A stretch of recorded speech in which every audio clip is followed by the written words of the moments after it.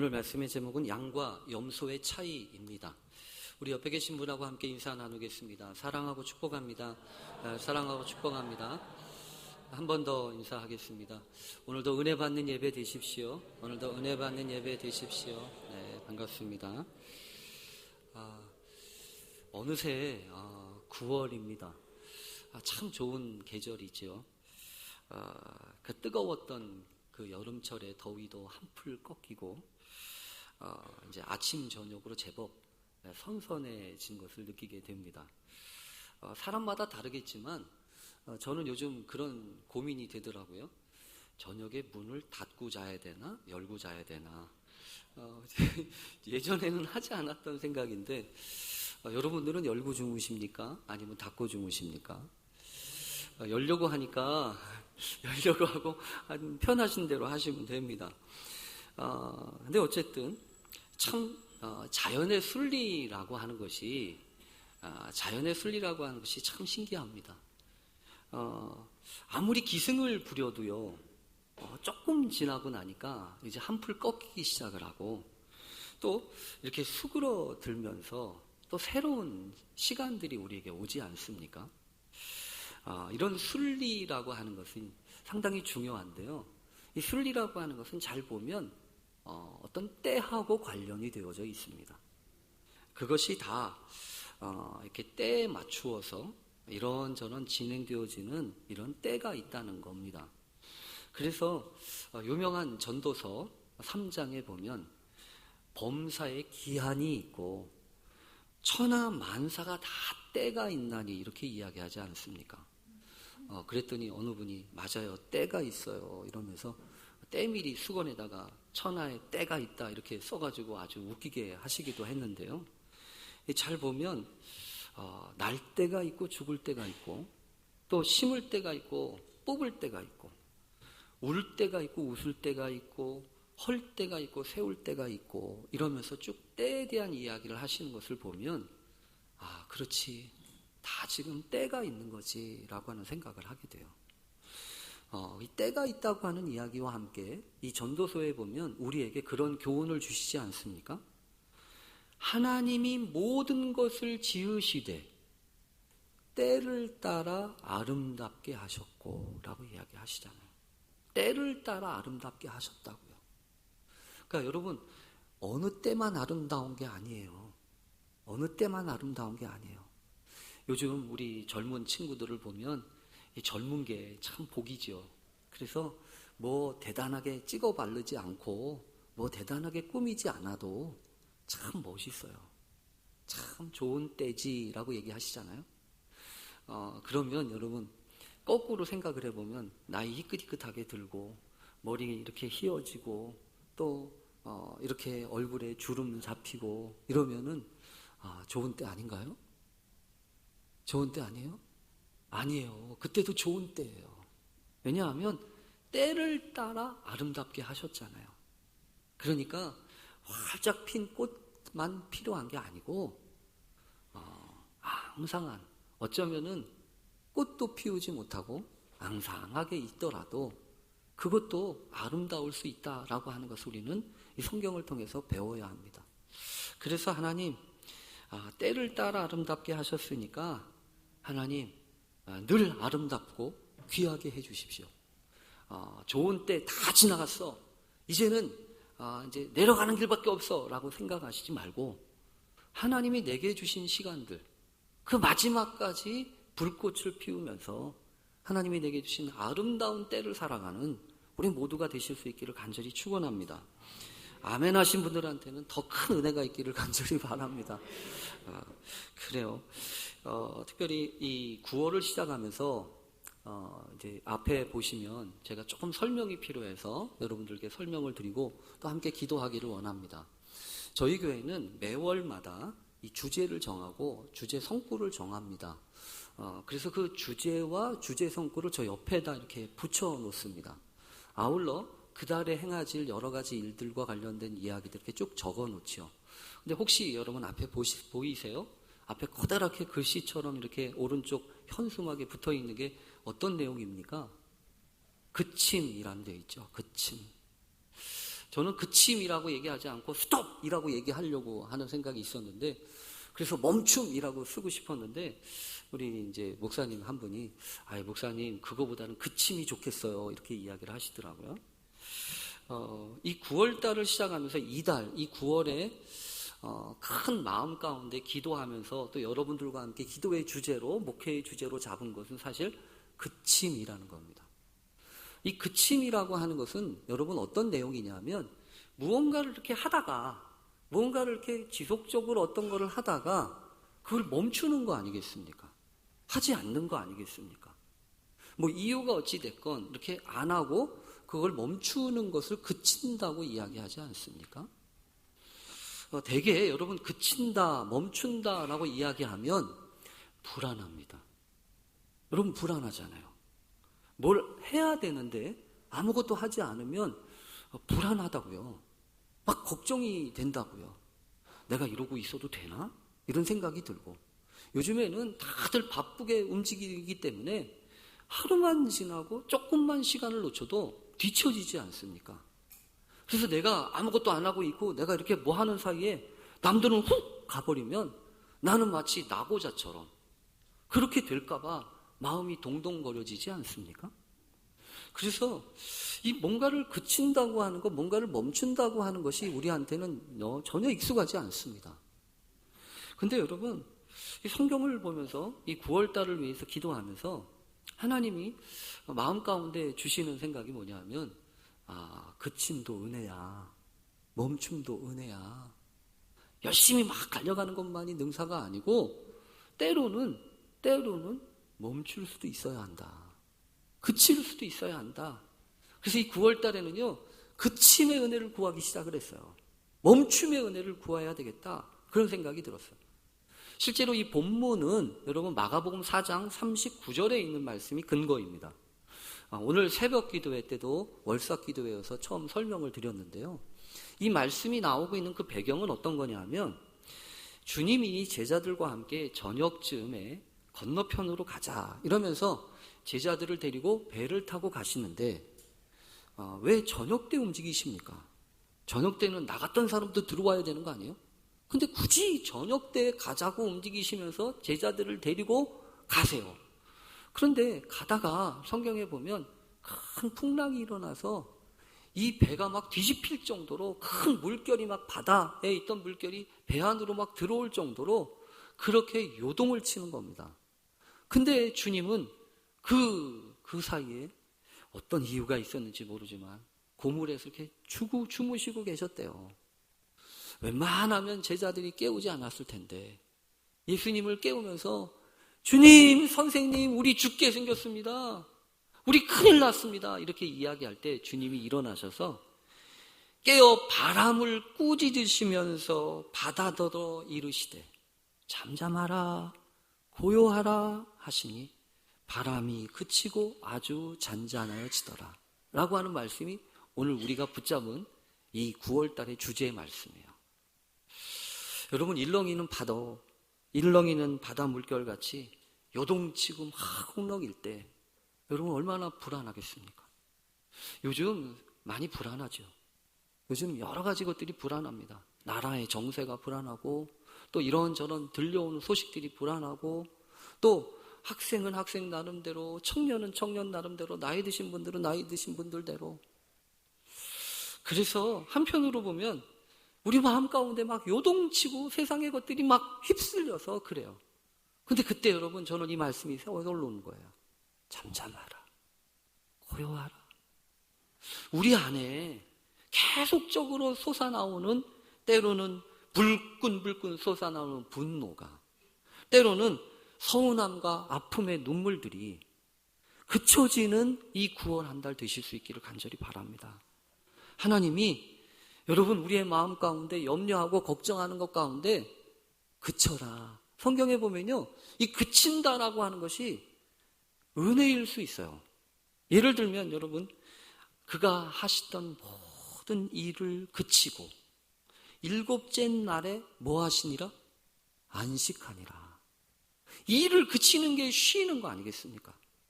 또 성경을 보면요, 또 그 땅의 소산물을 먹은 다음 날 만나가 그쳤으니 라고 하는 여호수아 5장의 말씀이 있어요. 만나가 그쳤대요. 여러분, 이 만나가 그쳤다는 게 무슨 얘기입니까? 그동안 광야에서 하나님이 내려주셨던 만나의 은혜 있잖아요. 근데 그 만나가 그쳤대요. 그럼 이제 뭐 먹고 살라는 얘기입니까? 뭐 먹고 살라는 얘기죠? 만나로 먹고 살지 말고 새로운 땅, 약속의 땅, 가나안 땅에 들어가서 거기서 농사 지어서 먹고 살라는 얘기 아니에요. 그러니까 만나가 그친다고 하는 것도 때로는 은혜예요. 때로는 은혜라고요. 내 인생에 찾아오는 여러 가지 것들이 때로는 단절이 되고 그쳐질 때 여러분 그때 위기가 아니에요. 위기만이 아니고 하나님이 새로운 역사와 은혜를 준비하고 계신 것을 기억해야 합니다. 그래서 이 9월 달에 제가 우리 장로님들하고 특별히 제가 요청을 해가지고 하나 한 게 있어요. 뭐냐 하면 이따가 설명도 드리고 말씀도 드리겠지만 저희 교회 일하시는 목사님들이 3분 있죠. 물론 상근도 있고 부정기 이렇게 하시는 그 파트도 있지만 우리 교회 이제 10년 넘게 같이 목회하고 있는 권지영 목사님이 있어요. 권지영 목사님 보고 제가 그랬어요. 목사님, 그쵸? 그만해. 그랬더니 눈이 동그래져가지고 뭔 소린가 그래요. 근데 이분이 휴가를 8월 달에 못했어요. 왜냐하면 성경학교 수련회 막 때문에 못하니까. 그래서 이제 9월 달에 휴가를 가야 되는 거예요. 근데 곰곰이 생각을 해보니까 우선 제 자신 스스로가 그런 생각이 좀 있더라고요. 정신없이 막 달려가는 게 문제가 아니고 좀 돌아봐야 되겠다. 좀 차분하게 앉아서 생각 좀 하고 앞으로 더 큰 날들, 더 많은 시간들을 위해서 준비해야 되겠다. 그래서 이것도 해보고 싶고 저것도 해보고 싶은 마음이 있는데 이게 시간에 매여가지고 못하는 거예요. 그래서 지난 여름에 10년 만에 처음 정회원 연수에 가서 연수를 받으면서 이게 필요한데, 이런 게 필요한데. 담임 목사야 그러지만 부목사는 마음이 있어도 못하는구나. 그런 생각이 들어서요. 장로님들께 정중하게 부탁을 드렸어요. 장로님, 우리 교회에 나야 언제든지 하지만 우리 부목사님이, 권 목사님이 있는데 한 달 동안 좀 쉬게 합시다. 한 달 동안. 그렇게 얘기했을 때 제일 어려웠던 사람이 누군지 아세요? 본인이에요, 본인. 왜 제일 어려웠을까요? 책상 뺄까봐. 책상을 뺄까봐 제일 어려웠어요. 지금도 마음이 조마조마한가 봐요. 내가 안 나오는 동안 혹시 책상 빼는 거 아니야? 이래가지고 책상에다 못질을 한다든지 뭐 하여튼 얘기를 하시려고 하는 것 같아요. 근데요, 정말로 그런 것 같아요. 뭔가를 그치고 뭔가를 이렇게 시간을 비운다고 하는 거가 그게 보통 어려운 게 아니에요. 그게 보통 어려운 게 아니에요. 그래서 여러분들께도 좀 부탁을 드려요. 9월 한 달 동안에는요, 권지영 목사가 보고 싶어도 찾지 마세요. 찾지 마세요. 어디 가서 뭘 하는지 찾지 마세요. 그 대신에 첫째 주하고 9월 달이 5째 주니까 5째 주에는 오라고 그랬어요. 첫째 주하고 5째 주는 올 거예요. 오늘도 올 거예요. 근데 어차피 한 주일 휴가하죠? 또 추석 있죠? 그러니까 별로 쉴 수도 없을 거예요. 근데 마음이라도 좀 일 좀 그쳐봐라 너.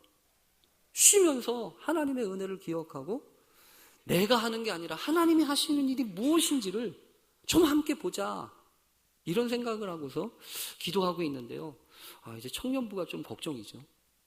청년부 예배를 어떻게 드릴 것이며 또 청년 모임을 어떻게 할 것인지. 그러나 여러분 분명히 그러지 않겠어요? 사람이 하는 것보다 하나님이 하시는 게 훨씬 좋은 거 아니겠냐고요. 아멘 하신 여러분들에게도 그런 은혜가 있기를 바랍니다.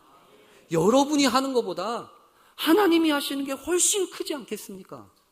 때로는요, 그래서 발을 동동 구르면서 내가 이거 손 못 놓으면 이거 안 하면 어떻게 되나 걱정하고 염려하는 것이 있지만 하나님, 내가 믿음으로 내가 이거 내려놓을게요. 일도 그러지 않습니까? 일도. 평생 일을 하면서. 그래서 안식을 모르잖아요. 안식을. 주일날 안식해야 되는데 안식이 안 되잖아요. 하나님, 우리에게 참된 안식을 주십시오. 참된 일에 그침이 있게 해 주십시오.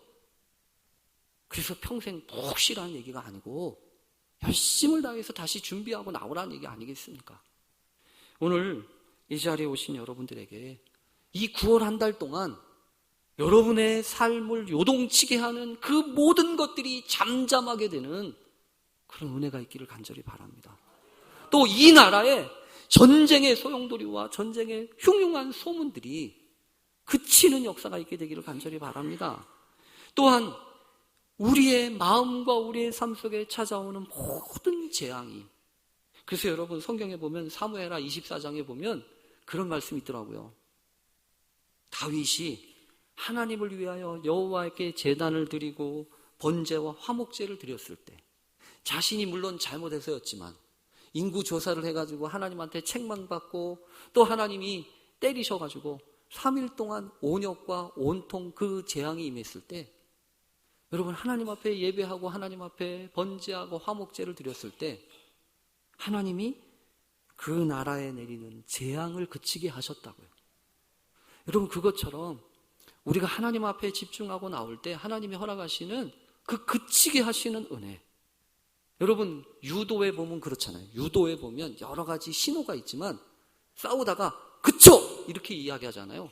그러면 어떻게 해야 되냐면 싸우다가 멈추고 다시 처음으로 돌아가가지고 싸울 준비를 하고 다시 있어야 되는 거예요. 여러분 이 9월 한 달 동안 하나님이 여러분에게 보여주시는 많은 사인들이 있겠지만 그 사인들 가운데 하나가 뭐냐? 멈추라는 거예요. 하나님 앞에 나오라는 거예요. 하나님과 깊은 교제 가운데 나아가라는 거예요. 그런 은혜가 있기를 간절히 바랍니다. 오늘 여러분과 나누려고 하는 그 마지막 말씀, 왜 마지막이라고 하냐면 그동안 우리가 쭉 살펴보았던 24장, 25장 그 마지막 종말에 대한 여러 가지 말씀들을 정리하는 말씀이 오늘 본문에 있습니다. 이름하여 양과 염소의 비유이지요. 주님이 말씀하실 때에는 잘 보면 그 당시 사람들에게 있어서 친숙한 여러 가지 생활 풍습을 빗대어서 말씀하신 적들이 참 많습니다. 오늘 본문도 그렇게 이해할 수 있습니다. 그 이스라엘 백성들 가운데 특별히 목축업을 하는 그런 목자들 사이에서 양을 치거나 할 때 특별히 하는 방법이 있었다는 겁니다. 뭐냐 하면 양을 칠 때는 순전히 양만 데리고 다니는 그런 목자도 있지만 양만 다 데리고 있을 때보다 훨씬 좋은 방법이 있대요. 양만 있게 되면 양들이요 이렇게 몸집이 둔하고 그리고 뭉쳐 있는 것을 좋아하잖아요. 그러니까 이 양들만 있으면 사고가 많이 난대요. 넘어지거나 밟히거나. 그런데 그 양들 있는 사이에 10마리당 한두 마리 정도의 이 염소를 넣잖아요. 그러면 빠릿빠릿 돌아다니는 그 염소의 속성이 있어가지고 이 염소가 그 가운데 있는 양들을 막 흩어놓거나 아니면 이렇게 깡충깡충 뛰면서 그 분위기를 새롭게 한대요. 그래서 잘 보면 이 양만 치는 게 아니고 10마리 중에 한 마리꼴로 이 염소를 같이 키운다는 거예요. 그게 오늘 본문의 배경입니다. 그렇게 여러분 이 양들만 키우는 게 아니라 염소를 가끔 치우다 보면 더 지경이 넓어지죠. 그래서 이 염소들은 그런 속성이 있대요. 양들은 뭉쳐다니는 속성이 있는가 하면 염소는요 독립적인 성향이 있어가지고 무인도나 섬 같은데 양 몇 마리를 갖다 놓으면 그게 뭉쳐있지만 염소 몇 마리를 갖다 놓잖아요? 그러면 얘네들은 못 잡는데요. 어디로 터졌는지 몰라가지고. 그러니까 성경에 보면 재미있어요. 그 양과 염소를 같이 키우는 거예요.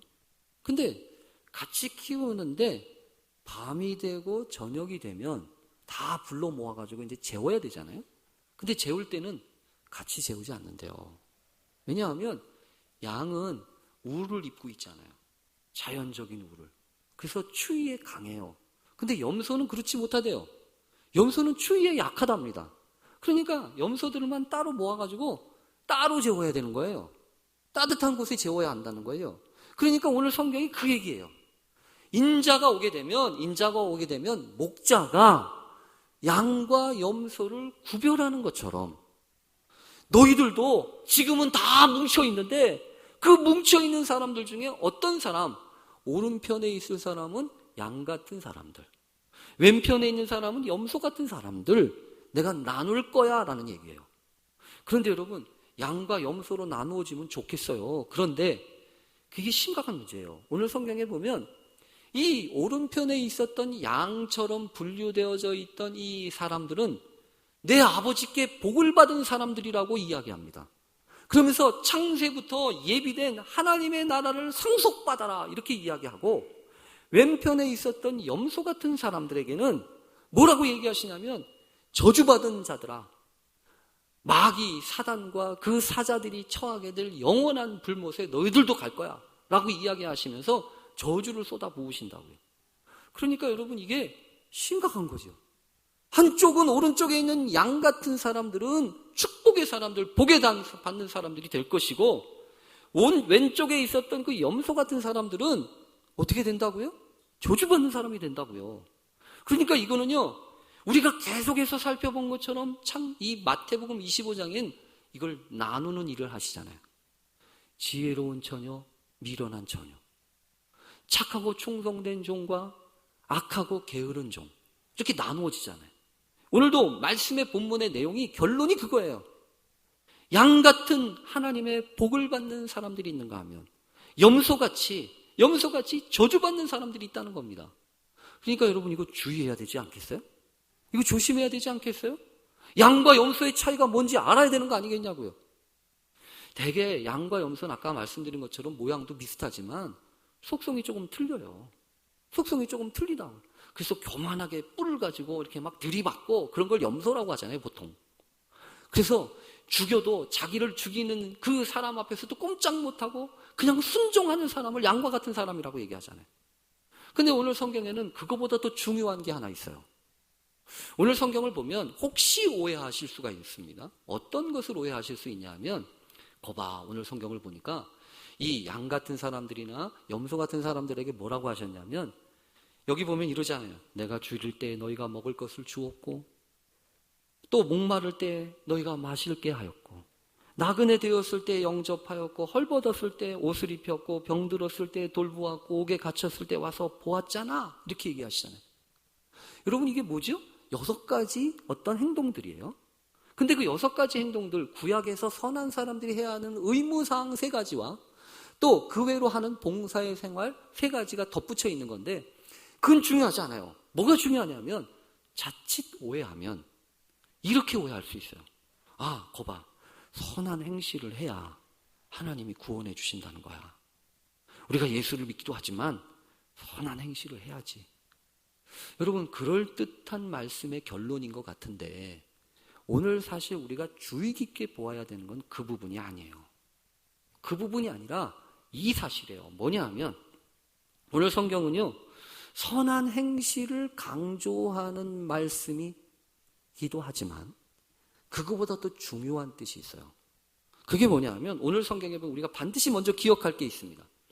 주님이 그렇게 얘기하시잖아요. 내가 줄일 때, 내가 목마를 때, 내가 병들었을 때, 내가 헐벗었을 때, 내가 옥에 갇혔을 때. 여러분, 주님이 말씀하시는 거예요. 주님이 지금 어떤 사람들과 자신을 동일시하고 계신 거죠? 아프고 병들고 목마르고 헐벗고 나그네 된 사람들이 도대체 누구예요? 어려움에 있는 사람들 아니에요. 고난 가운데 있는 사람들 아니에요. 시련 가운데 있고 눈물 똑 빼고 어려움 가운데서 있는 사람들 아니에요. 근데 지금 주님이 내가 그 사람들과 함께 있다는 얘기 아니겠습니까? 내가 그 사람들과 함께 있고 그들에게 한 것이 나에게 한 것이라는 얘기 아니에요. 주님이 그렇게 받으시겠다는 얘기 아니에요. 정반대로 염소 같은 사람들한테는, 너희들은 내가 헐벗었을 때, 내가 병들었을 때, 내가 배고플 때, 내가 나그네 있었을 때 찾아와 보지도 않았잖아. 그랬더니 염소 같은 사람들이 얘기합니다. 주님이 언제 그랬습니까? 주님이 언제 그러셨습니까? 근데 주님이 그러시잖아요.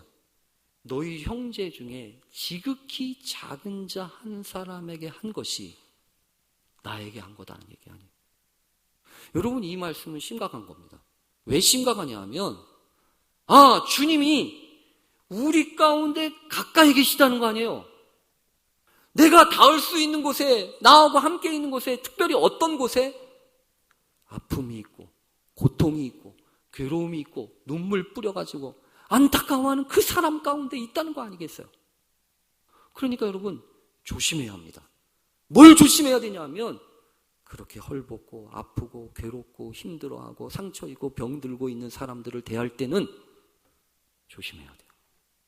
여러분 성경을 보십시오. 성경에 보면 주님이 특별하게 동일시 하시는 말씀이 있어요. 여러분 아시는 것처럼 이 사도행전에 보면 예수님이 사울을 이 다메섹으로 예수 믿는 사람들을 잡아가도록 갔던 그 사울을 찾아가셔서 만나셔서 하시는 말씀 있지 않습니까? 눈앞에서 번쩍거리면서 그 사울을 만나셨던 그 주님이 사울아 사울아 너 왜 나를 핍박하냐 이렇게 하시잖아요. 근데 여러분 생각해 보세요. 사울이 예수님을 핍박한 건 아니잖아요. 예수 믿는 사람을 핍박한 거지. 예수 믿는 사람을 잡아가두고 예수 믿었던 스데반을 향하여서 돌멩이를 던져서 죽였던 거지. 예수님하고는 관계가 없는 거 아니에요. 근데 성경에는 뭐라 그래요? 너 왜 나를 핍박하냐? 그 사람들한테 한 게 나한테 한 거란 얘기 아니에요. 여러분 그래서 조심해야 합니다. 우리가 누구를 대하든지 그 사람과만 있는 게 아니에요. 그 사람 주변에 그 사람과 관련된 사람들 가운데 누가 있다는 거예요? 주님이 계시다는 거예요. 여러분 심지어 구약에 있었던 사울 기억하십니까? 신약의 사울 말고 구약의 사울. 다윗을 힘들게 하고 다윗을 죽이기 위해서 안달이 되었던 그 혈안이 되었던 그 어떻게 보면 나쁜 사람 사울 왕. 근데 그 사울 왕을 다윗은 어떻게 보죠? 저 원수로 봅니까? 저놈 없애버리면 내가 편하게 살 거라고 생각했습니까? 성경에 보면요 다윗이 사울 왕을 죽일 수 있는 기회가 두 번 오지 않습니까? 한 번은 엔게디 광야 들염소 바위에 있었던 굴 속에서, 하나는 하윌라 산지 그 지평 그 산의 단지 안에서 여러분 결정적으로 죽일 수 있는 기회를 갖잖아요.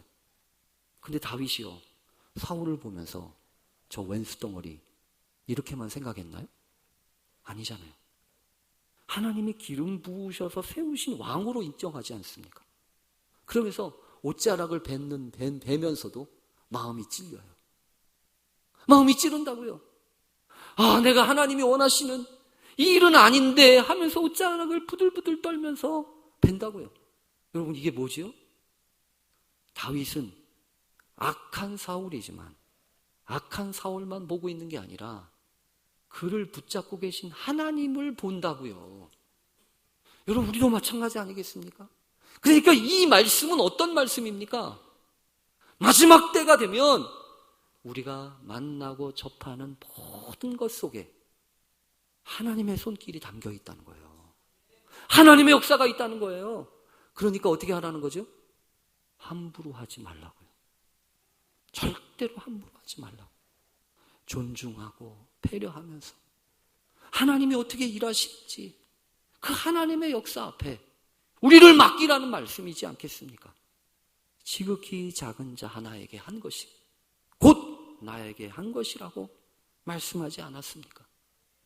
오늘도 여러분에게 주어진 모든 것은 헛된 게 아닙니다. 우리가 하는 쓸데없이 보이는 그 일조차도 다 의미가 있는 거예요. 이따가 우리 광고 시간에 우리 여름에 했던 행사들을 담은 동영상을 지난주에 이어서 한 번 더 보여드릴 거예요. 잘 보면 여러분들은 어떤 분들은 그런 생각하실 수도 있어요. 맨날 놀고만 왔네. 여러분 그래요. 놀고만 왔어요.